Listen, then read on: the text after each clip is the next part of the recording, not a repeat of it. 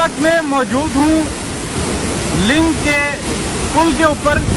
मेरे इस तरफ ये कस्ट यूनिवर्सिटी है और लिंक का जो पानी है आप इसका लेवल चेक करें।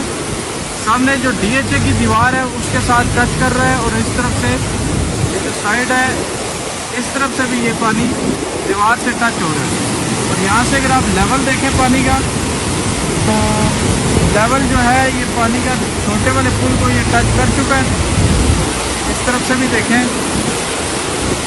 तो सामने ये ट्यूबवेल बना हुआ था, ये भी तकरीबन डूब चुका है सारा। और मैं आपको सामने वाली साइड से दिखाता हूँ, यूनिवर्सिटी वाली साइड पे